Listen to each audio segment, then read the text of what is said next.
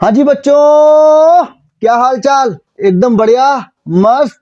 तो आज की क्लास आप लोगों को टाइटल और थंबनेल से ये तो ज्ञात हो ही गया होगा कि आज की क्लास में हम लोग क्या सीखने वाले हैं। आज की क्लास शुरू करने से पहले मैं आपको बता दूं कि आज की क्लास क्या इम्पोर्टेंट है।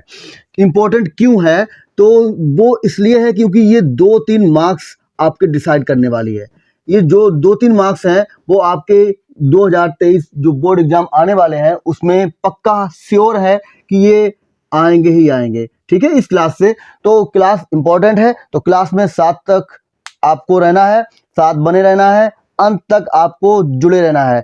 बस पेन और कॉपी उठा लीजिएगा और हम लोग क्लास को स्टार्ट करेंगे। तो टाइटल और थंबनेल में आपको दिख गया होगा कि इसमें हम लोग आज जो चर्चा करेंगे, जो चर्चा का विषय है वो है वैद्युत क्षेत्र। तो वैद्युत क्षेत्र को समझने के लिए बच्चा हम लोग जो है बात करेंगे थोड़ा चुंबक के बारे में। तो चुंबक से बचपन में हमने भी बहुत खेला है, आप लोगों ने भी बहुत खेला होगा। तो क्या हो चुंबक के बारे में देखा है, जाना है, आओ थोड़ा चर्चा करते हैं। तो चलिए आओ यार, कुर्सी की बेटी बांध लीजिए और निकलते हैं हम लोग सफर की ओर। तो जैसे मान लीजिए हमारे पास ये चुंबक है, तो आपको पता होगा चुंबक में ध्रुव होते हैं और जो 2 ध्रुव होते हैं उनको N और S कहा जाता है। तो जैसे मान लो ये 2 चुंबक N और N ध्रुव को अगर मैं पास में लाता हूं तो आप यहाँ पर क्या देखते हो कि यहाँ पर ये एक दूसरे को दूर भगाते हैं, यानी प्रतिकर्षण बल का यहाँ पर आप प्रभाव को देखते हैं। प्रतिकर्षण बल के प्रभाव को देखा जाता है। यहाँ पे कौन सा बल लगा भैया, तो प्रतिकर्षण बल लगा। अच्छा, इसी के अपोजिट अगर मैं आपसे बात करूं कि ये जो चुंबक थी ये हमारे पास N ध्रुव को रखा मैंने और दूसरी जो चुंबक थी वहां पर मैं S को लाया, तो देखा कि दोनों अपोजिट हुए। तो यहाँ पर आप देख रहे हो कि एक आकर्षण बल का आप अनुभव करोगे, मतलब ये चुंबक जो है पास पास आ जाती हैं। तो आपने देखा होगा बचपन में जब हम लोग खेल करते हैं तो कभी कभी चुंबक चिपक जाती थी, यानी एक दूसरे को खींच लेती थी, यानी वहां पर क्या हो रहा होगा कि N S पास में आ रहे होंगे, मतलब आकर्षण बल का अनुभव आप देख रहे होंगे। दूसरा, इसके विपरीत आपने कभी कभी देखा होगा कि चुंबक वो चिपकती नहीं है, मतलब क्या कर रही होंगी, वो एक दूसरे को दूर भगा रही होंगी। हो सकता है दोनों N N हो या S S हो, तो वहां पर आप देखेंगे कि प्रतिकर्षण बल लगा। आखिर ये चीज हुई कैसे, क्या हो सकता है इसके पीछे। तो जैसे ये चुंबक रखी थी, जब मैं दूसरी चुंबक को लाया तब इस चुंबक ने क्या पाया कि कभी ये प्रतिकर्षण बल का अनुभव कर रही है, मतलब कि उसके प्रभाव क्षेत्र में हम ला रहे हैं तो वो उसको दूर भगा रही है, और कभी हमने देखा कि इस चुंबक को लाने पर वो आकर्षण बल का अनुभव कर रही है। मतलब कहीं ना कहीं ऐसा है कि इस चुंबक के चारों ओर इसका एक प्रभाव क्षेत्र है जिसमें हम इस चुंबक को लाए और उस चुंबक ने इसके आकर्षण या प्रतिकर्षण बल का अनुभव किया। तो इस क्षेत्र को हम लोग बोलते हैं चुंबकीय क्षेत्र। तो वैसे ही आप यहां पर देख रहे हैं किसके बारे में हम चर्चा करने वाले हैं, वैद्युत क्षेत्र। तो वैद्युत क्षेत्र आखिर चर्चा का विषय क्या रहता है, आवेश रहता है। तो यहां पर मैंने मान लिया कि ये +Q आवेश है। तो जैसे ये चुंबक मेरे पास थी तो इसके चारों ओर एक क्षेत्र था, ऐसे ही इसके चारों ओर भी एक क्षेत्र होगा। ठीक है, अब इसके प्रभाव क्षेत्र को हमको जानना है। जैसे इसके प्रभाव क्षेत्र को हम लोगों ने जाना, कैसे जाना, दूसरी चुंबक को लाए थे। ऐसे ही यहाँ पर आवेश रखा है, इसके चारों ओर एक प्रभाव क्षेत्र है इसका। अब यहाँ पर इसके प्रभाव क्षेत्र को हमको जानना है, तो हम लोग कैसे जानेंगे, सीधी सी बात है, हमें एक कोई और आवेश को इसके प्रभाव क्षेत्र के अंदर लाना पड़ेगा। ठीक है, समझते हैं इसको। तो हमने एक यहाँ पर आवेश को ला रहे हैं और जिस आवेश को हम लोग आते हैं उसको जो है हम नाम देते हैं परीक्षण आवेश। परीक्षण आवेश, ठीक है। तो ये जो है परीक्षण आवेश, इसको हम लोग Q0 से प्रदर्शित करते हैं और ये धनावेश होता है। बेसिकली हमेशा ये धनावेश ही होता है। अच्छा, हम लोगों ने यहाँ पर चुंबक के प्रभाव क्षेत्र को जाना था। कब जान पाए थे, जब चुंबक को उसके प्रभाव क्षेत्र के अंदर लाए थे। तो इस परीक्षण आवेश को हम लोग इस आवेश के प्रभाव क्षेत्र के अंदर लाएंगे, तभी हम लोग यहाँ पर इसके द्वारा इस पर किसी ना किसी प्रकार से आकर्षण या प्रतिकर्षण बल का अनुभव देख पाएंगे। अच्छा, ये तो हम लोग पिछली क्लासों में जान चुके हैं कि आवेश जो है वो 2 प्रकार के होते हैं, एक प्लस और एक माइनस। ये तो आप लोगों को पता होगा। कमेंट सेक्शन में आप लोग ये भी लिख सकते हैं, बता सकते हैं कि 2 एक जैसे एक ही प्रकार के अगर आवेश हैं तो उनके बीच में कौन सा बल लगता है। जी हाँ, बोलिए, ठीक है, मैंने सुन लिया। कौन सा बल लगता है? प्रतिकर्षण बल लगता है, बिल्कुल सही बात है। और अगर एक प्लस है और एक माइनस है तो उनके बीच में, हाँ जी बोलिए, आकर्षण बल। वेरी गुड, ठीक है, मैंने मान लिया, सुन लिया। तो आकर्षण बल लगेगा। तो यहां पर इसको जब तक कि इसके प्रभाव क्षेत्र के अंदर हम लाएंगे नहीं, तब तक हम अनुभव ही नहीं कर पाएंगे। अब जैसे इसमें अगर मैं आपसे समझाऊं, आप समझिएगा कि मेरे पास एक चुंबक है और एक चुंबक आप जहां बैठे हो आपके पास है, क्या हम बता पाएंगे आकर्षण बल लग रहा है या प्रतिकर्षण बल? नहीं ना, मतलब क्योंकि दूरी बहुत हो गई। तो इस चुंबक के चारों ओर जो क्षेत्र होगा वो कई एक सीमा तक ही हो सकता है, काफी दूर जो है वो प्रभाव क्षेत्र कम हो जाएगा। तो हम जब तक कि उसके प्रभाव क्षेत्र के अंदर दूसरे चुंबक को नहीं लाए थे, तब तक हम वहां पर ना ही आकर्षण बल और ना ही प्रतिकर्षण बल का अनुभव कर पाए थे। ऐसे ही जब तक परीक्षण आवेश को हम इसके प्रभाव क्षेत्र के अंदर नहीं लाएंगे बच्चा, तब तक हम देख ही नहीं पाएंगे कि यहाँ पर क्या हो रहा है। ठीक है, तो परीक्षण आवेश को जैसे ही मान लो हम इसके किसी बिंदु तक लाए, मान लो इस बिंदु तक हम लाए, इस बिंदु को मैंने नाम दे दिया कि पी बिंदु है। ठीक है, इस बिंदु पर हम लाए तो क्या होगा, ये प्लस क्यू आवेश है, ये भी प्लस का है। तो आप देखेंगे कि इसके द्वारा इस पर एक बल लगाया जाएगा और वो बल कौन सा होगा? प्रतिकर्षण बल। ठीक है, कौन सा बल होगा? प्रतिकर्षण बल। मतलब क्या करेगा, ये इसको भगाएगा, दूर हटाएगा। ठीक है, तो ये रखा है प्लस क्यू और आपको पता है दोनों आवेशों को मिलाने वाली रेखा की दिशा में ही बल लगेगा, मतलब इस तरफ लगेगा बल। तो ये इसको प्रतिकर्षित करेगा इस बल से यहां पर। क्लियर? इतनी बात समझ में आ रही है? तो ये चीज हम लोग कैसे जान पाए कि ये प्रतिकर्षण बल अनुभव कर रहा है? इसको हम लोग इसके प्रभाव क्षेत्र के अंदर लाए तो इसके कारण इसके चारों ओर कोई एक क्षेत्र है जिसे हम लोग बोलते हैं वैद्युत क्षेत्र। तो इसकी डिफिनीशन क्या होगी? आप लोग कमेंट सेक्शन में जिन बच्चों को पता है जल्दी से जल्दी लिखिए फटाफट, ताकि आप दूसरे बच्चे भी जान पाएं। और चलिए मैं आपको बताता हूं। तो देखिए, ये जो प्लस क्यू आवेश है, अब इसको भी नाम दिया जाता है, इसका नाम है स्रोत आवेश। जान लीजिएगा, इसे है स्रोत आवेश। तो इसके चारों ओर एक क्षेत्र है जिसमें हम परीक्षण आवेश को लाए, तो इसके द्वारा इस पर एक बल लगता है, इसी को हम लोग बोलते हैं वैद्युत क्षेत्र। ठीक है, तो क्या डिफिनीशन बनेगी कि किसी आवेश के चारों ओर का वह क्षेत्र जिसमें किसी अन्य आवेश, और उसको हम नाम दे चुके हैं परीक्षण आवेश, तो हम बोल सकते हैं यहां पर परीक्षण आवेश, किसी आवेश के चारों ओर का वह क्षेत्र जिसमें परीक्षण आवेश को लाने पर वह उसके आकर्षण बल या प्रतिकर्षण बल, प्रतिकर्षण बल मैंने क्यों बोला, क्योंकि यहां पर प्लस की जगह माइनस आवेश भी हो सकता है, तो आकर्षण बल या प्रतिकर्षण बल का अनुभव करता है, वैद्युत क्षेत्र कहलाता है। क्लियर? डिफिनीशन जल्दी से जल्दी कमेंट बॉक्स में लिखिए। क्लियर हुआ? यहां तक चीजें क्लियर हुई? तो वैद्युत क्षेत्र क्या हुआ हम लोग समझ चुके हैं। अब एक चीज और हम लोगों को समझनी है, वो है वैद्युत क्षेत्र की तीव्रता। वैद्युत क्षेत्र की तीव्रता,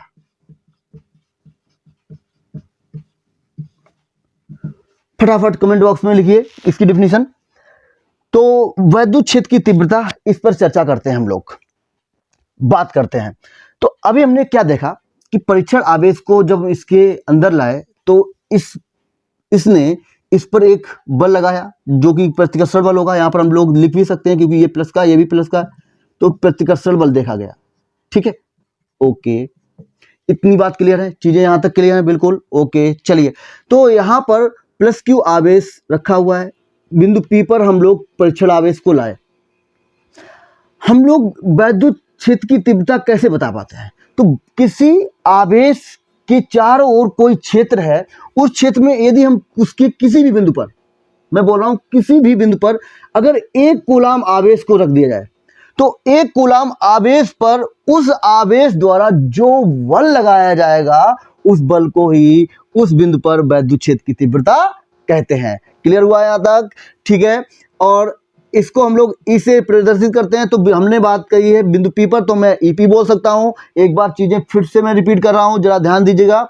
मैंने क्या बोला कि यहां पर एक प्लस क्यू आवेश रखा है, तो उसके चारों ओर बच्चा क्या डेवलप हो जाएगा? एक वैद्युत क्षेत्र डेवलप होगा। अब हम लोग उस वैद्युत क्षेत्र में किसी भी बिंदु पर एक कूलाम आवेश को अगर रखते हैं, ठीक है, उस एक कूलाम आवेश पर उस स्रोत आवेश द्वारा जो बल लगेगा उस बल को ही वैद्युत क्षेत्र की तीव्रता कहते हैं। क्लियर हुआ यहाँ तक? ओके, इतनी बात क्लियर हुआ तो हम लोग बात करते हैं। क्या बोला मैंने कि एक कूलाम आवेश पर जो बल लगाया जाता है उस बल को ही हम लोग बोलते हैं वैद्युत क्षेत्र की तीव्रता। इतनी बात क्लियर हुई? ठीक है। अब बच्चा एक बात बहुत इंपॉर्टेंट है कि ये एक कूलाम आवेश से बहुत बड़ा आवेश होता है, बहुत बड़ा आवेश होता है। अब इस चीज को हम लोग प्रूव भी करेंगे। कहां पर? न्यूमेरिकल में। जब हम लोग न्यूमेरिकल करेंगे तो वहां पर आपको मैं दिखाऊंगा कि आखिर ये कितना बड़ा होता है। ठीक है, तो हम लोग बहुत छोटे आवेश को लाते हैं, तो यहाँ पर हम एक कूलाम की जगह क्या करते हैं, परीक्षण आवेश को उस बिंदु पर लाएंगे। तो चलिए देखिए क्या होगा। मैं परीक्षण आवेश को बिंदु P पर लाया, तो इस प्लस Q आवेश द्वारा क्या होगा, इस परीक्षण आवेश पर बल लगेगा और उस बल को ही हम लोग क्या बोलते हैं, उस पर वैद्युत क्षेत्र की तीव्रता बोलेंगे। ठीक है, तो क्या होगा, Q0 कूलाम पर जो बल लगा, एक बल लगेगा इसके द्वारा जो कि मैंने F बोल दिया। इतनी चीजें क्लियर है। और हम जानते हैं कि अगर एक कूलाम आवेश को ही हम निकालें तो एक कूलाम आवेश पर जो लगने वाला बल है उसी को वैद्युत क्षेत्र की तीव्रता कहेंगे। तो ये हो जाएगा Q0, 1 कूलाम F/Q0। मतलब ऐसे समझिएगा कि 5 पेन का मूल 25 रुपए है, तो एक पेन का मूल कितना हो जाएगा, 25/5। तो ऐसे ही देखो, इस आवेश पर इसके द्वारा बल लग रहा होगा। क्लियर? इस बल से अगर हम लोग से बात करें, यहां से एक कूलाम अगर वैल्यू निकालें तो वो F/Q0 हो जाएगी और एक कूलाम पर लगने वाले बल को ही हम वैद्युत क्षेत्र की तीव्रता कहते हैं। तो ये हमारे पास क्या है, इसको मैंने बोला EP, तो EP बराबर क्या आ गया, F/Q0। चीजें यहां तक क्लियर हुई? ओके, तो डिफिनीशन क्या बन जाएगी, डिफिनीशन एक बार सुनिए। क्या मैं बोल रहा हूं कि किसी आवेश के, ठीक है, आवेश के चारों ओर उत्पन्न वैद्युत क्षेत्र में किसी भी बिंदु पर परीक्षण आवेश को लाने पर उस आवेश द्वारा परीक्षण आवेश पर जो बल लगता है वह बल और परीक्षण आवेश के मान की निष्पत्ति को ही हम लोग उस बिंदु पर परीक्षण आवेश के मान की निष्पत्ति को उस बिंदु पर वैद्युत क्षेत्र की तीव्रता कहते हैं। मोटी मोटी बात याद रखिएगा कि क्या है कि किसी आवेश के चारों ओर उत्पन्न वैद्युत क्षेत्र में एक कूलाम आवेश पर जो बल लगता है उसी को हम लोग वैद्युत क्षेत्र की तीव्रता कहते हैं। चीजें यहां तक बिल्कुल क्लियर हुई हैं सभी को? जल्दी से जल्दी इसकी डिफिनीशन आप लोग कमेंट सेक्शन में लिखिए, जल्दी से जल्दी लिखिए, देखें कितने बच्चे सही से लिखते हैं। ठीक है, तो यहां तक चीजें क्लियर हुई।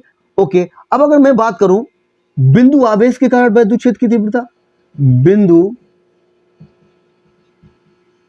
आवेश के कारण वैद्युत क्षेत्र की तीव्रता कितनी होगी, वैद्युत क्षेत्र की तीव्रता। चलिए, तो बिंदु आवेश के कारण वैद्युत क्षेत्र की तीव्रता के बारे में बात करनी है। अच्छा, ये बताओ मुझे कि यहां पर कोई बिंदु आवेश मैंने रख लिया, ठीक है, तो अभी आपने देखा कि यहां पर इन दोनों के बीच में एक बल लग रहा है, तो वो बल मैंने मान लिया कि इन दोनों के बीच में कोई ना कोई दूरी होगी। तो ये आवेश ये हो गया और इस बिंदु पर एक आवेश ये हो गया Q0। तो दो जैसे ही आवेश आ गए पास में अपने, तो यहाँ पर कौन सा बल लगेगा, कूलाम बल लगेगा, स्थिर वैद्युत बल लगेगा। तो वो बल कितना होता है हम लोग जानते हैं, F बराबर K दोनों आवेशों यानी कि Q0 अपान इनके बीच की दूरी क्या मानी मैंने, R, तो R², ये बल हम लोग जानते हैं। अच्छा, और अभी हम लोग जान चुके हैं कि इनके बीच में जो वैद्युत क्षेत्र की जो तीव्रता होती है वो कितनी होती है, EP बराबर F/Q0। तो यहां से मैं अगर बिंदु आवेश के कारण वैद्युत क्षेत्र की तीव्रता देखूं तो EP बराबर F की वैल्यू यहां पर रख दी जाए तो Q0 अपान R² अपान Q0। तो Q0 एक ही जैसे दिख रहे हैं भाई साहब, ये एक जैसे हैं तो ये कट जाएंगे, तो हमारे पास क्या बचेगा, EP बराबर K Q0 अपान R²। तो आपने देखा कि इस स्रोत आवेश के द्वारा इस परीक्षण आवेश पर जो वैद्युत क्षेत्र की तीव्रता आ रही है वो कितनी आ रही है, EP बराबर K Q upon R square. चीजें यहां तक बिल्कुल क्लियर हुई? ओके, चलिए यहां पर जो एक बहुत ही इंपॉर्टेंट चीज निकल के आई हम लोगों के सामने, वो क्या निकल के आई कि वैद्युत क्षेत्र की तीव्रता, ये क्यू क्या है? स्रोत आवेश। स्रोत आवेश के कारण ही तो आ रही है। आर क्या है? जो दूरी है वो है। तो यहां पर ये आर जो है वो दोनों आवेशों के बीच की दूरी है, तो ये भी कांस्टेंट है ना, के कांस्टेंट है। तो यहाँ पर, और Q जो है वो कुछ ना कुछ होगा तो वो भी कांस्टेंट है। तो यहां से मैं बोल सकता हूं कि EP वो प्रोपोर्शनल हो जाएगा R स्क्वायर के। मतलब कि अगर मैं इस दूरी को जितना बड़ा करूंगा, जितना दूर ले जाऊंगा, चीजें जितनी दूर होंगी, मतलब आवेश एक दूसरे से जितनी दूर होंगे, वहां पर आप देखेंगे कि कहने का मतलब मैं R के मान को अगर बढ़ाऊंगा तो आप देखेंगे कि इसका मान कम हो जाएगा, क्योंकि ये कैसा है, इसके इनवर्सली प्रोपोर्शनल है। मतलब वैद्युत क्षेत्र की तीव्रता कम हो जाएगी। और वैद्युत क्षेत्र की तीव्रता है क्या? बेसिकली बल है। मतलब जितना आवेश एक दूसरे से दूर होते जाएंगे, वो बल उतना ही कमजोर होता जाएगा, कम होता जाएगा। यहां तक चीजें बिल्कुल क्लियर हैं, एकदम बिल्कुल मक्खन चमका, ठीक है। तो चलिए इसका स्क्रीनशॉट आप लोग ले लीजिएगा, हम लोग बात करते हैं, आगे देखते हैं।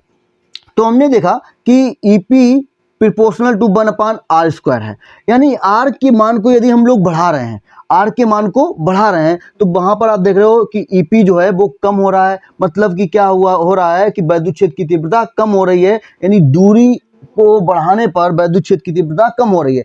आवेश जितना दूर होते जाएंगे, वो बल जो लगेगा वो कम होता जाएगा। अब जरा थोड़ा इस पर चर्चा करते हैं। तो हम लोगों ने यहां तक इतना सीखा है। यहां पर हम लोगों ने देखा कि वैद्युत क्षेत्र की जो तीव्रता है वो इनवर्सली प्रोपोर्शनल है 1/r स्क्वायर के, ठीक है। ओके, देख लिया हम लोगों ने, समझ भी चुके हैं। अब जरा आप मुझे बताओ, अगर A प्रोपोर्शनल टू B है, ठीक है, तो हम देखते हैं कि इनके बीच में जो ग्राफ होता है वो एक स्ट्रेट लाइन होती है। ये हम लोग कक्षा 11 में अच्छे से सीखे हुए हैं, कोई दिक्कत नहीं है, आगे से हम लोग समझ सकते हैं इसको, ठीक है।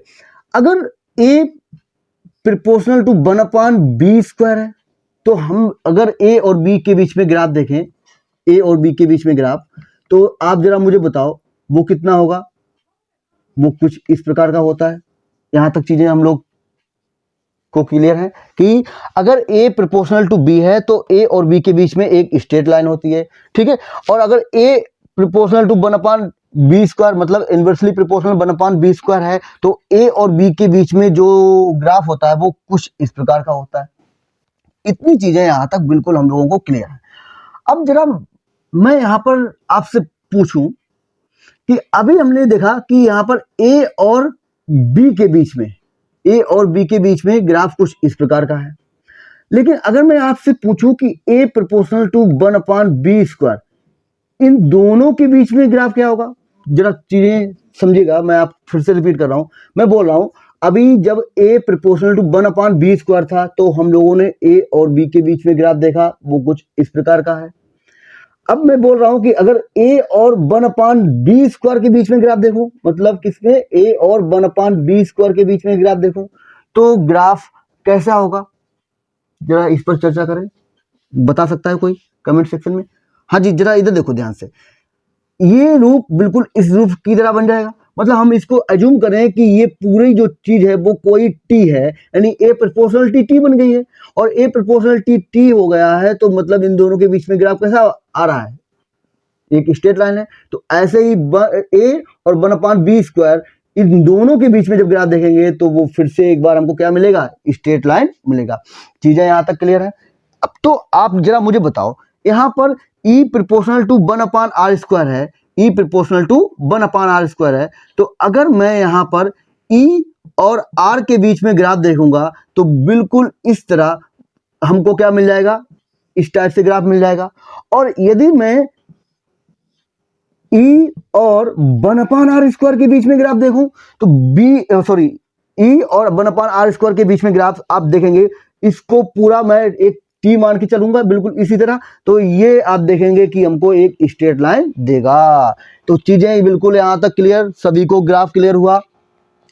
चीजें बहुत आसान है, सब कुछ आसान है, बस आप चीजों को अच्छे से समझिए। समझने के तरीके पर आप पर डिपेंड करता है, आप चीजों को कैसे ले रहे हैं। अगर आप इन चीजों को बहुत ही हल्के में ले रहे होंगे तो चीजें आसान नहीं होंगी, और अगर आप इसको समझ के देख रहे होंगे, अच्छे से समझ रहे होंगे, तो ये बहुत ही आसान लग रहा होगा। बहुत चीजें सब आसान होती हैं, बस आपके समझने पर डिपेंड करता है।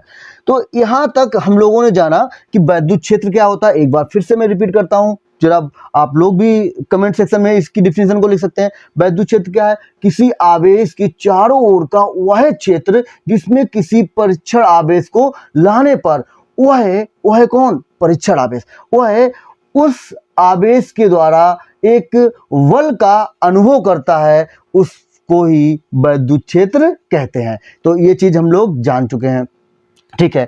अच्छा, अब वैद्युत क्षेत्र की तीव्रता क्या होगी? तो वैद्युत क्षेत्र की तीव्रता क्या होती है? मैंने आपको बताया कि किसी आवेश के चारों ओर जो वैद्युत क्षेत्र है उसके किसी भी बिंदु पर यदि हम 1 कूलाम आवेश को रख दें, तो 1 कूलाम आवेश पर जो उस स्रोत आवेश द्वारा बल लग रहा होगा, जो उस स्रोत आवेश द्वारा बल लग रहा होगा, उस बल को ही उस बिंदु पर वैद्युत क्षेत्र की तीव्रता कहते हैं। इतनी चीजें क्लियर। इसके बाद हम लोगों ने यहाँ पर ई और जो वैद्युत क्षेत्र की तीव्रता निकल के आई थी, ईपी प्रोपोर्शनल टू 1/r², इन दोनों के बीच में हम लोगों ने ग्राफ भी देख लिया है। तो चीजें यहाँ तक बिल्कुल क्लियर हैं। अब जो आपको मैं टॉपिक बताने जा रहा हूँ ये बहुत ही इंपॉर्टेंट बनता है बच्चा। यहाँ से एक चीज है कि ये जो है बोर्ड एग्जाम में अक्सर कर देखा गया है कि 1 या 2 नंबर के लिए आता है। तो आओ यार समझते हैं उसको भी अच्छे से। तो तैयार हैं आप लोग? चलिए, तो मैं बात करूंगा आगे वैद्युत बल रेखाओं के बारे में। चीजें बहुत आसान है, बस आप चीजों को लेते किस प्रकार से हैं ये डिपेंड करता है आपकी सोच पर। अगर आप आसान समझ रहे हैं तो आसान होंगी, अगर आप इनको समझना ही नहीं चाहेंगे कि हाँ, तो वो कठिन होंगी बेटा। तो चलिए बात करेंगे हम लोग वैद्युत बल रेखाएं। वैद्युत बल रेखाएं, वैद्युत बल रेखाएं क्या होती हैं? तो देखिए, ये एक काल्पनिक रेखाएं होती हैं। अब काल्पनिक का मतलब यहाँ पर जो टर्मिनोलॉजी यूज हुई है इसका मतलब आप समझिए, मतलब वास्तविक नहीं है। वास्तविक नहीं है। अब जब कोई चीज वास्तविक नहीं है तो वहां पर हम लोग कल्पना कर सकते हैं। तो वैद्युत बल रेखाएं क्या है? वास्तविक रेखाएं नहीं होती हैं, इनकी हम लोग कल्पना करते हैं, मानते हैं कि ये कुछ इस प्रकार की होती हैं, ठीक है। तो वैद्युत बल रेखाएं क्या है? वैद्युत बल रेखाएं किसी आवेश के चारों ओर वे वक्र रेखाएं होती हैं जो उस आवेश की तीव्रता को प्रदर्शित करती हैं। किसको बताती हैं? वैद्युत क्षेत्र की तीव्रता को प्रदर्शित करती हैं। अब जरा ने थोड़ा मैं चर्चा कर लूं यहाँ पर, आओ बात करते हैं। तो अभी मैंने पॉइंट 1 बताया कि ये जो है काल्पनिक वक्र रेखाएं होती हैं। कैसी होती हैं? वक्र रेखाएं होती हैं, ठीक है। ठीक, एक चीज तो क्लियर हो गई। अच्छा, अब जब वक्र रेखाएं हैं तो इनके बीच कोण भी नहीं होगा, तो ये निष्कोणीय होती हैं। अब निष्कोणीय क्यों होती हैं इस पर भी हम लोग चर्चा कर लेंगे थोड़ी देर में। अभी निष्कोणीय होती हैं, ठीक है। देखो, कोण कहां पर मिलता है? कोण मिलता है जब 2 रेखाएं एक दूसरे को किसी बिंदु पर काटेंगी, ठीक है, तो उनके बीच में जो झुकाव होता है उसी को हम लोग कोण कहते हैं। अब इसको निष्कोणीय बोला गया है, तो यहां से चीजें क्लियर हो रही होंगी कि ये जो वक्र रेखाएं हैं वो एक दूसरे को किसी भी बिंदु पर काटती नहीं होंगी, तभी तो यहाँ पर निष्कोणीय मतलब कहीं भी कोण नहीं होगा, ठीक है। तो ये चीजें क्लियर होंगी, परेशान न होइए। आगे हम लोग बढ़ते हैं। पहले तो एक चीज हमने जानी कि ये काल्पनिक वक्र रेखाएं हैं, दूसरी ये निष्कोणीय हैं। अच्छा, आखिर जो वक्र रेखाएं हैं हमारे पास, बल रेखाएं हैं, वो किस प्रकार की होंगी तो समझते हैं जरा।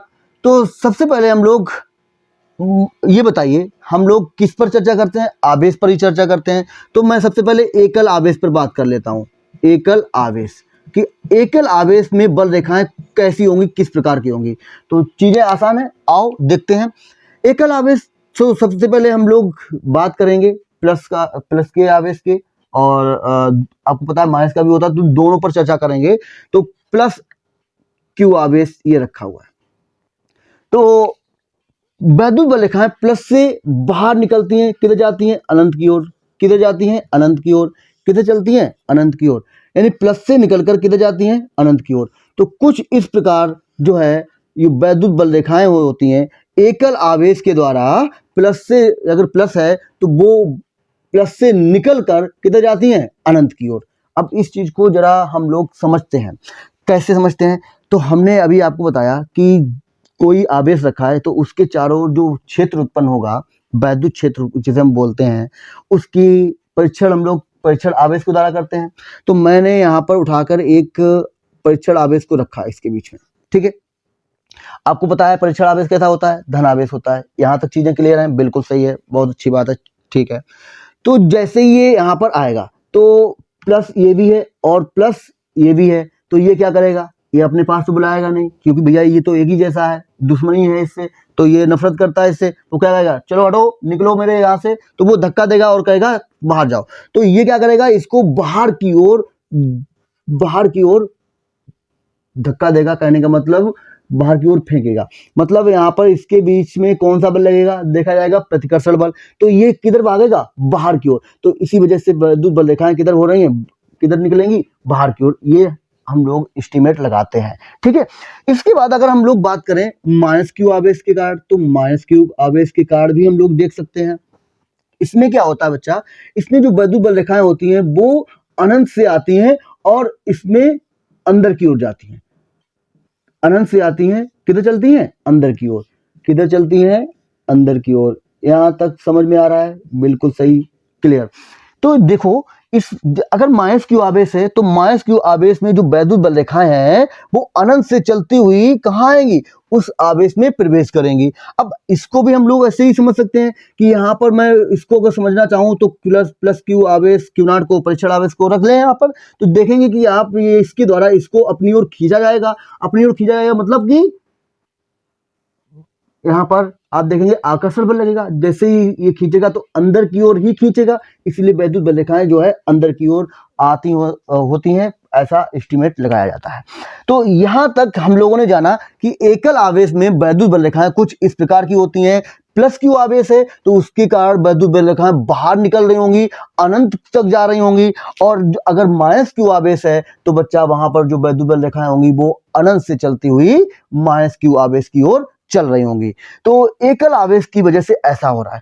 अब अगर मान लो दो प्लस प्लस के रखे हो तब क्या होगा? मान लो दो प्लस प्लस के आवेश एक साथ रख दिए जाएं तो उनके बीच में वैद्युत बल रेखाएं कैसी होंगी, किस प्रकार की होंगी? चलिए चीजें क्लियर करते हैं। तो यहां पर मैं अब जो आवेश ले रहा हूं वो कौन कौन से ले रहा हूं? दो प्लस क्यू आवेश ले रहा हूं। तो चलिए, एक प्लस क्यू आवेश को मैंने यहां रख लिया और दूसरा प्लस क्यू आवेश को मैंने यहां रख लिया। तो ये क्या करेगा? इससे वैद्युत बल रेखाएं बाहर की ओर निकल रही हैं। चीजें भई हैं, वैद्युत बल रेखाएं बाहर की ओर निकल रही होंगी, इससे भी वैद्युत बल रेखाएं बाहर की ओर निकल रही होंगी। लेकिन इसके द्वारा वैद्युत बल रेखा, इसके वैद्युत बल द्वारा वैद्युत बल रेखाएं एक दूसरे को क्या आकर्षित कर रही होंगी? बिल्कुल नहीं। ये प्लस है और ये माइनस है ना? ये प्लस और ये माइनस है, तो मतलब इनके बीच में प्रतिकर्षण बल लगेगा, यानी कि वो भी एक दूसरे से दूर भाग रही होंगी। तो कुछ इस प्रकार से वैद्युत बल रेखाएं निकल रही होंगी, इससे ऐसी चल रही होंगी।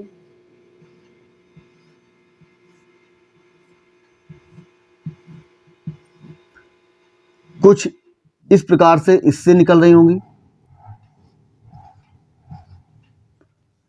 तो चीजें आसान है, देखिएगा। तो किधर निकलती हैं? बाहर की ओर निकलेंगी। यहां पर क्या होगा? बाहर की ओर। तो इन दोनों के बीच में आप देख रहे हो ये एक दूसरे से दूर भाग रही हैं, प्रतिकर्षित कर रही हैं, ठीक है। तो कुछ इस प्रकार से अगर दो प्लस प्लस आवेश एक दूसरे के पास आ जाते हैं तो वैद्युत बल रेखाएं कुछ इस प्रकार से देखी जाती हैं। तो हम लोग वैद्युत बल रेखाओं को कुछ इस प्रकार से बनाते हैं, ठीक है। अब जरा मैं बात करूं कि अगर मान लो यहां पर प्लस प्लस की जगह दो माइनस के ही हो, माइनस माइनस के हो, तब क्या होगा? चलिए चर्चा कर लेते हैं, इस पर भी देख लेते हैं कि यदि दो निगेटिव हैं तो दो निगेटिव आवेशों के मध्य जो वैद्युत बल रेखाएं होंगी वो किस प्रकार खींची जा सकती हैं, किस प्रकार बनेगी, उस पर थोड़ा विचार विमर्श करते हैं हम लोग। तो ये माइनस का क्यू आवेश है, ये माइनस का क्यू आवेश है, दोनों माइनस के हैं, एक जैसे हैं। तो अभी मैंने क्या बताया? हम लोगों ने देखा कि जो पहले हम लोग सीख चुके हैं कि एकल आवेश में जो वैद्युत बल रेखाएं हैं, अगर वो प्लस की है तो बाहर की ओर निकलती हैं, अनंत तक जाती हैं। अगर वो आवेश माइनस का है तो अनंत से चलती हुई उसमें प्रवेश करती हैं। तो ये कैसा है? माइनस का है। तो वैद्युत बल रेखाएं कहां से आ रही होंगी? अनंत से आ रही होंगी। किधर आ रही, कैसे आ रही होंगी बेटा? अनंत से आ रही होंगी। ठीक है, कैसे आ रही होंगी? अनंत से आ रही होंगी। इतनी चीजें, इतनी बात तो आप समझ सकते हो। ठीक है, तो ये अनंत से आ रही होंगी और इसमें प्रवेश कर रही होंगी। क्लियर? ऐसे ही जो हमारे पास ये दूसरा आवेश है, इसके पास भी अनंत से आ रही होंगी और इसमें प्रवेश कर रही होंगी। अनंत से आ रही होंगी और प्रवेश कर रही होंगी। चीजें आसान है, बिल्कुल आप समझिएगा। ठीक है, तो ये अनंत से आ रही होंगी और इसमें प्रवेश कर रही होंगी। ठीक, तो देखो यहां पर जो एरो है वो अंदर की ओर होगा, क्योंकि इसमें अंदर की ओर वैद्युत बल रेखाएं आती हैं। ठीक है, तो आप देखो जरा, ये माइनस का है, ये भी माइनस का है। ये देखो दोनों वैद्युत बल रेखाएं एक दूसरे से दूर भाग रही हैं, कभी भी एक दूसरे को आप देख रहे हो पास पास नहीं आ रही है। क्यों नहीं आ रही है? क्योंकि दोनों आवेश एक जैसे ही हैं, यानी कि प्रतिकर्षण बल लग रहा होगा इनके बीच में। ये दोनों कौन से बल से एक दूसरे को दूर भगा रहे होंगे? प्रतिकर्षण बल के द्वारा, क्योंकि दोनों एक जैसे हैं, सजातीय हैं, एक ही जैसे जात की हैं। ठीक है, तो हम लोग जान चुके हैं कि एकल आवेश यदि है हमारे पास, प्लस का है तो वैद्युत बल रेखाएं बाहर की ओर, माइनस का है तो अंदर की ओर। दो प्लस प्लस के हैं तो वो जो है कैसे क्या करते हैं? एक दूसरे को दूर भगाते हैं, तो उसमें भी हमने लोगों ने चर्चा कर ली है। अगर दोनों माइनस के हैं तो देखा गया कि वो भी कुछ इस प्रकार से है, चीजें आपके सामने हैं। अच्छा, अगर मान लो एक प्लस का है और एक माइनस का है, तब क्या होगा इसके बीच में? इस पर थोड़ा चर्चा करते हैं। आओ देखते हैं कि एक हमारे पास जो आवेश है वो प्लस का है और दूसरा जो है हमारे पास बच्चा वो माइनस का है। तो चलिए थोड़ा इस पर भी गौर फरमाते हैं हम लोग। एक प्लस का आवेश रखा हुआ है और दूसरा जो है माइनस का आवेश है। अब जरा मुझे कोई बताएगा कि एक प्लस का है दूसरा माइनस का है, तो इनके बीच में कौन सा बल लगेगा? जी हाँ, बोलिए। हाँ जी, मैंने सुन लिया। क्या बोल रहे हो? आकर्षण बल। ठीक है, ओके, मैंने मान लिया। तो इनके बीच में कौन सा बल लग रहा है? आकर्षण बल लग रहा है। ठीक है, तो अब जरा ये भी बता दो, अभी हम लोग क्या पीछे बात कर चुके हैं एकल आवेश के कारण वैद्युत बल रेखाओं के बारे में? जी हाँ, कर चुके हैं। इसके द्वारा क्या होगा? बाहर की ओर निकल रही होंगी। कहां जा रही होंगी? अनंत की ओर। इसमें क्या हो रहा होगा? अनंत से किधर आ रही होंगी? इसमें प्रवेश कर रही होंगी। तो मतलब क्या देखा गया कि यहां से वैद्युत बल रेखा चली और माइनस क्यू आवेश में प्रवेश कर गई। ठीक है, यहां से वैद्युत बल रेखा चली, माइनस में प्रवेश कर गई, वैद्युत बल रेखा चली, माइनस में प्रवेश कर गई, वैद्युत बल रेखा चली, माइनस में प्रवेश कर गई। तो कुछ इस प्रकार से यहाँ पर वैद्युत बल रेखाओं का पैटर्न देखा गया। ठीक है, तो यहाँ पर क्या हुआ कि एक वैद्युत बल रेखा जो है, अगर प्लस और माइनस दो आवेश रखे हुए हैं, तो प्लस से निकलते हुई माइनस क्यू आवेश में प्रवेश करती है, क्योंकि हम जानते हैं कि अगर प्लस आवेश है तो उससे बाहर निकलती है, अनंत की ओर जाती है। माइनस क्यू आवेश है तो अनंत से उसमें प्रवेश करती है, तो इससे बाहर निकलेंगी और इसमें प्रवेश करेंगी। तो कुछ इस प्रकार से जो है यहाँ पर आप देख रहे हो कि ये जो है हमारे पास वैद्युत बल रेखा एक दूसरे में प्रवेश कर जाती हैं, मतलब कि प्लस से निकली और माइनस में प्रवेश कर जाती हैं। ठीक है, यहां तक क्लियर हुआ। अब जरा मुझे बताओ, एक मैं आपसे क्वेश्चन पूछ रहा हूं, जबकि मैं आंसर दे चुका हूं, फिर भी मैं आपसे एक क्वेश्चन पूछ रहा हूं। क्वेश्चन ये है कि क्या दो वैद्युत बल रेखाएं एक दूसरे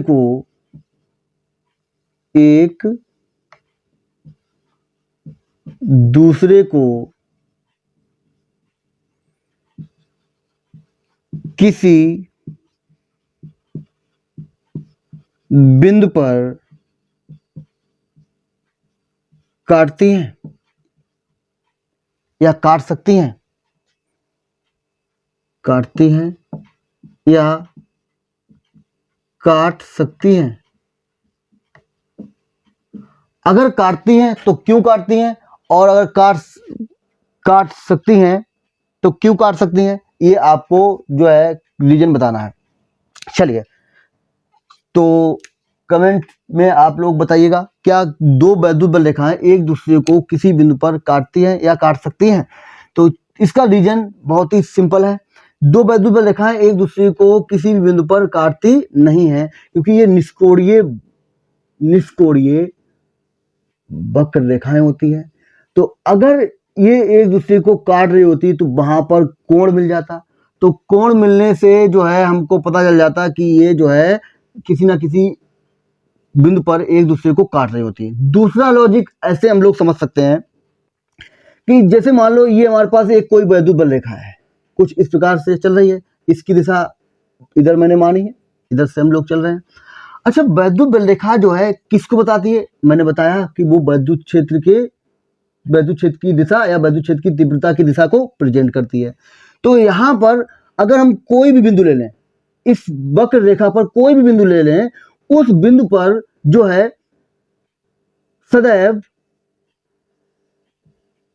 हमको एक वैद्युत क्षेत्र मिलेगा, और उस वैद्युत क्षेत्र को हम लोग कैसे पता करते हैं? तो उस पर एक स्पर्शरेखा खींच लेते हैं। मान लो यहाँ पर मैंने एक पॉइंट ये 1 ले लिया, एक पॉइंट मैंने यहाँ पर 2 ले लिया, एक पॉइंट यहाँ पर 3 ले लिया, ऐसे ही 4, ऐसे ही 5, ऐसे मैं बहुत सारे पॉइंट को ले सकता हूँ। तो अगर मैं सभी पॉइंट पर बात करूं, ये वैद्युत बल रेखा जो हमारे पास चल रही है, इस वैद्युत बल रेखा में किसी भी बिंदु पर हम वैद्युत क्षेत्र की दिशा की गणना कर सकते हैं। कैसे कर सकते हैं? बस उस बिंदु पर स्पर्श रेखा खींचिए, और जो स्पर्श रेखा की दिशा होगी वही दिशा वैद्युत क्षेत्र की दिशा होगी। तो यहाँ पर आप देखिएगा, इस पॉइंट 1 पर मैंने स्पर्श रेखा खींची, तो यहाँ पर जो हमको E1 मिला वो इस दिशा में। इस पर स्पर्श रेखा खींचेंगे तो आप देख रहे हो जो E2 मिल रहा है उसकी दिशा नीचे की ओर है। यहाँ पर स्पर्श रेखा खींची तो इसकी दिशा E3 इस तरफ है। ऐसे यहाँ पर मैंने स्पर्श रेखा खींची तो E4 की दिशा कुछ इस प्रकार से है। तो यहाँ पर हमने देखा कि हर एक बिंदु पर वक्र रेखा जो हमारे पास है, जो वैद्युत बल रेखा है, इसके हर एक बिंदु पर जो वैद्युत क्षेत्र की दिशा है वो अलग अलग है। ठीक है, अगर अलग अलग है तो यहाँ पर अगर हम दो वैद्युत बल रेखाएं मान लें, ठीक है, कुछ इस प्रकार से कि एक वैद्युत बल रेखा एक ये है और दूसरी वैद्युत बल रेखा ये है। ठीक है, इसको मैंने बोल दिया कि ये E1 है और ये E2 है। ये दो वैद्युत बल रेखाएं हमारे पास हैं। हमने मान लिया कि ये किसी बिंदु पर इंटरसेक्ट करती हैं, मतलब काटती हैं। ये हमने मान लिया कि इस बिंदु पर इंटरसेक्ट करती हैं। अब ये जो हमारे पास जो बिंदु आया है, इस पर हम लोग क्या करेंगे? इस पर स्पर्शरेखा खींचेंगे। क्या चीज जानने के लिए? उसकी दिशा जानने के लिए।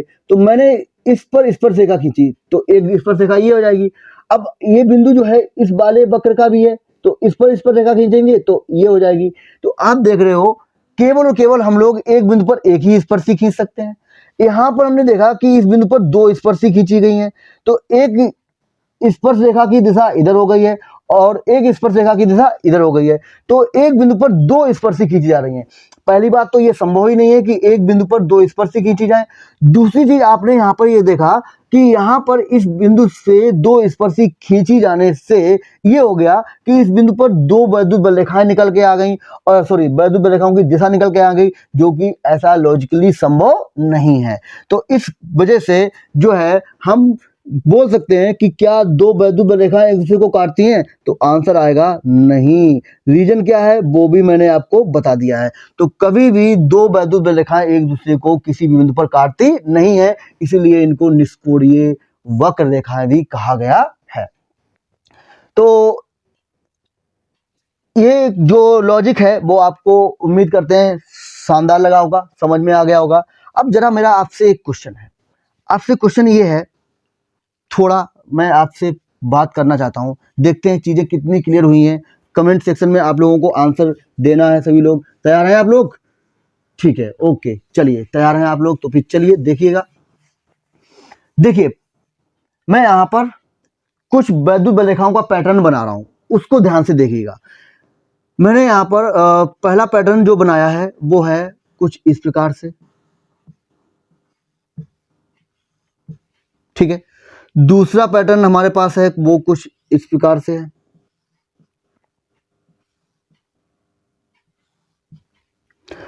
तीसरा पैटर्न जो है हमारे पास वो कुछ इस प्रकार से है।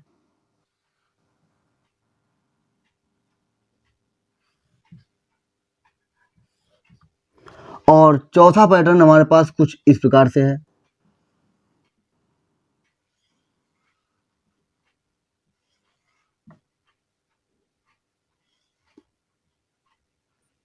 ठीक है, तो यहां पर आपको बताना है, क्या बताना है, यहां पर आपको दो चीजों के बारे में बताना है। एक तो उसके परिमाण के बारे में बताना है, परिमाण के बारे में, और दूसरा आपको दिशा के बारे में बताना है।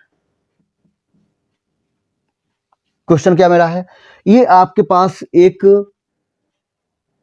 पैटर्न लिखा हुआ है, पैटर्न बना हुआ है वैद्युत बल रेखाओं का। यहां पर आपको उस वैद्युत बल रेखाओं में परिमाण और दिशा के बारे में बताना है। तो चलो जरा आप मुझे बताओ, यहाँ पर जो वैद्युत बल रेखाओं का पैटर्न है, सबसे पहली बात, वैद्युत बल रेखा किसको बताती है, वैद्युत क्षेत्र की तीव्रता के बारे में। किसको बताती है, वैद्युत क्षेत्र की तीव्रता के बारे में। तो वैद्युत क्षेत्र की जो तीव्रता है, बेसिकली उसके परिमाण और दिशा के बारे में हम लोग बात कर रहे होंगे। तो यहां पर जरा मुझे बताओ, हम लोग जो वैद्युत बल रेखाएं होती हैं, वहां पर किसी भी बिंदु पर हम लोग स्पर्शी खींचें और वही स्पर्शी ही वैद्युत क्षेत्र की तीव्रता की दिशा को बताती है। तो यहाँ पर जो पहला पैटर्न है, इस पर थोड़ा गौर फरमाएं हम लोग। तो हम अगर कहीं भी यहाँ पर किसी भी वैद्युत बल रेखा पर अगर स्पर्शी खींचते हैं तो सभी की दिशा एक ही ओर इंगित कर रही है। मतलब कि यहाँ पर आप देखो, सभी की दिशाएं एक ही ओर है। तो दिशा यहाँ पर कैसी है, नियत है। पैटर्न एक की बात मैं कर रहा हूँ, कैसी है दिशा, नियत है। अब जरा परिमाण की बात कर लें तो देखो, दोनों जो ये हमारे पास वैद्युत बल रेखाएं हैं, वो लगभग एक ही पैटर्न को फॉलो कर रही हैं, मतलब समान दूरी पर हैं। परिमाण तो कैसा होगा, इसका परिमाण होगा, ये भी नियत होगा। तो पहली जो आपके पास क्वेश्चन था, उसमें हम लोगों ने वैद्युत बल रेखा या वैद्युत क्षेत्र की तीव्रता के बारे में जाना कि उसका परिमाण भी नियत है और दिशा भी नियत है। अब जरा दूसरे पैटर्न को समझते हैं। दूसरे पैटर्न में आप देख रहे हो, यहां पर अगर मैं स्पर्शी खींचूं तो इसकी दिशा इधर है, और इधर स्पर्शी खींचूं तो यहां पर देख रहे हो इसकी दिशा इधर है। यानी एक जो है इसकी दिशा इधर है और दूसरे वाले की दिशा इधर है। ठीक है, तो यहां पर दिशा अलग हो गई, यानी कि ये हो जाएगी अनियत, यानी कि बदल रही है। ठीक है, दूसरे पैटर्न की बात कर रहा हूं मैं। अच्छा, परिमाण के बारे में बात करूं तो परिमाण भी आप देख रहे हो कि यहां पर इन दोनों के बीच में परिमाण बराबर, लेकिन यहां पर अलग अलग हो गया, यहां पर और अलग हो गया। तो मतलब यहां पर परिमाण भी कैसा है, अनियत है। चीजें क्लियर हैं, बिल्कुल एकदम समझ में आ रहा है सभी को? समझ में आ रहा हो तो कमेंट बॉक्स में जल्दी से जल्दी बताइए, समझ में आ रहा है? ओके, ठीक है। तीसरी चीज के बारे में हम लोग चर्चा करते हैं। तीसरी चीज पर देखते हैं, तीसरे क्वेश्चन की तरफ देखते हैं। तो यहां पर अगर मैं इस पैटर्न को देखूं ध्यान से, तो देखो यहां पर मैं अगर स्पर्शी खींचूं तो दोनों की दिशाएं अलग हैं। तो दिशाएं अलग होने से यानी कि हम बोल सकते हैं कि ये अनियत है, यानी कि दिशा बदल रही है। अगर मैं परिमाण के बारे में बात करूं तो परिमाण में आप देख रहे हो ये इनके बीच में जो पैटर्न है वो भी अलग अलग है, यानी कि अनियत है। ठीक है, क्लियर है?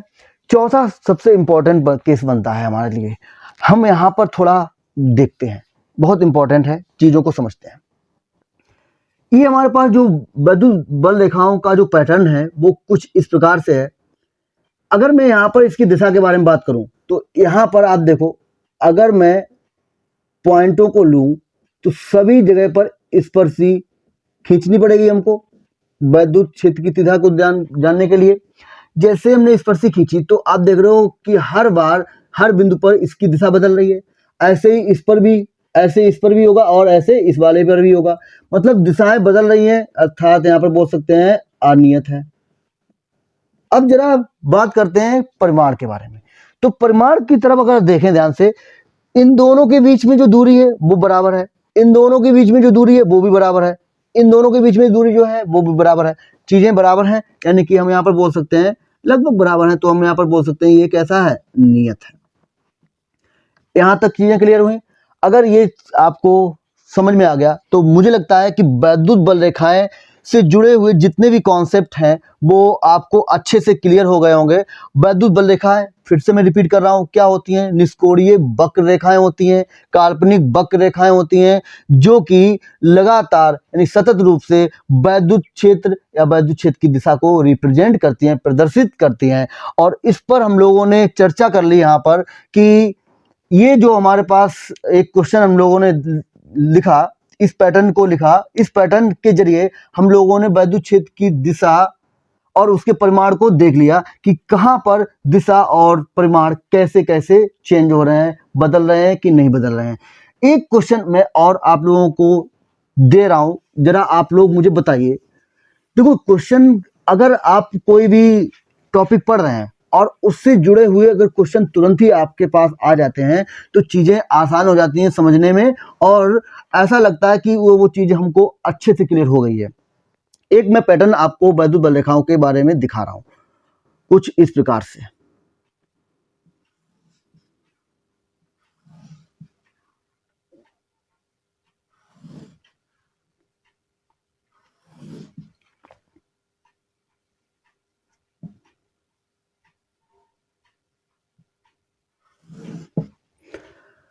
तो यहां पर जरा देखिए ध्यान से, यहां पर एक ये पैटर्न है, किसका है, वैद्युत बल रेखाओं के बारे में है, और मैं यहां पर पॉइंट बोल दे रहा हूं 1 2 3। ये जो मैं पॉइंट बोल दे रहा हूं, यहां पर आपको बताना है वैद्युत क्षेत्र की तीव्रता के बारे में, यानी E1 E2 और E3 के बारे में। इस बिंदु पर मैंने मान लिया E1 है, इस पर E2 है और इस पर E3 है। इन जो तीन हमारे पास पॉइंट हैं 1 2 3, इस पर हमको वैद्युत क्षेत्र की तीव्रता के बारे में बताना है कि E1 E2 E3 कैसे होंगे। मतलब यहाँ पर E1 E2 E3 में क्या रिलेशन बनने वाला है। E1 बड़ा है E2 से या छोटा है E2 से, E2 बड़ा है E1 या E2 से या बराबर है, E3 बड़ा है छोटा है या बराबर है। ये पैटर्न आपको देखना है, बताना है। तो चलो देखते हैं कैसे हम लोग बताएंगे। यहां पर आप मुझे बताओ, बड़ा हम लोग कैसे बताते हैं, परिमाण को देखकर, वैल्यू को देखकर। तो हमें यहां पर देखना होगा कि इसका परिमाण, इसका परिमाण और इसका परिमाण कैसे है। यानी जो परिमाण ज्यादा रख रहा होगा, जिसकी वैल्यू, परिमाण मतलब बेसिकली वैल्यू होता है, इंग्लिश फिजिक्स की आपकी लैंग्वेज में मैग्नीट्यूड होता है, लेकिन होता है वैल्यू ही।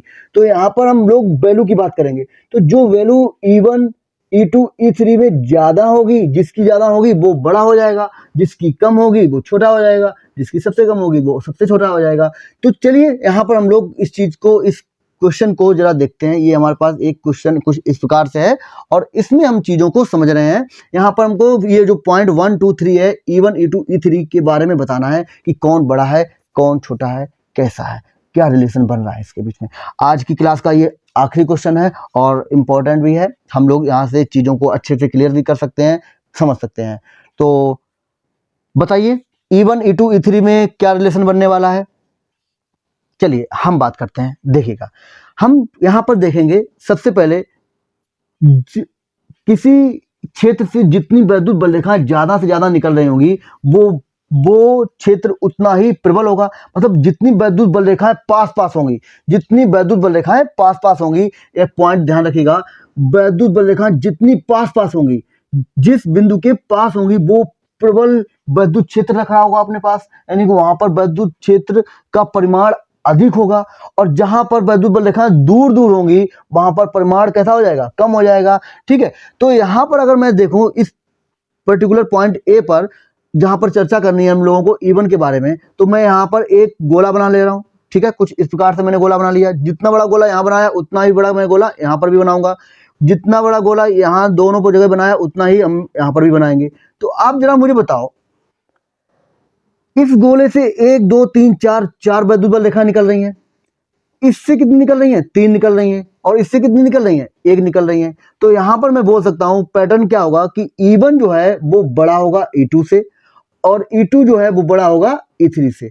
तो कुछ इस प्रकार हम लोग समझ सकते हैं इसको कि जहां पर वैद्युत बल रेखाएं पास पास होंगी वहां पर प्रबल वैद्युत क्षेत्र डेवलप हो रहा होगा, और जहां पर वैद्युत बल रेखाएं दूर दूर होंगी, बहुत दूर दूर होंगी, तो वहां पर वैद्युत क्षेत्र या वैद्युत क्षेत्र की तीव्रता वो कैसी हो जाएगी, कमजोर हो जाएगी, कम हो जाएगी। तो चीजें क्लियर हुई यहां तक। उम्मीद करते हैं आज का जो लेक्चर है आपको बहुत अच्छा लगा होगा, और ये लेक्चर 2 या 3 मार्क्स लगता है, ये बात मैं पहले ही आपको बता चुका हूं, बहुत इंपॉर्टेंट है। तो अच्छे से इसको समझ लीजिएगा। अगर एक बार में चीजें क्लियर नहीं हुई तो वीडियो को दूसरी बार दोबारा देखकर चीजों को क्लियर कर लीजिएगा, लेकिन क्लियर जरूर कर लीजिएगा, बहुत इंपॉर्टेंट है। 2 या 3 मार्क्स इससे मिलने ही वाले हैं आपको बोर्ड एग्जाम में। ठीक है, तो आज की क्लास को यहीं पर हम लोग समाप्त करते हैं। ओके, धन्यवाद, जय हिंद।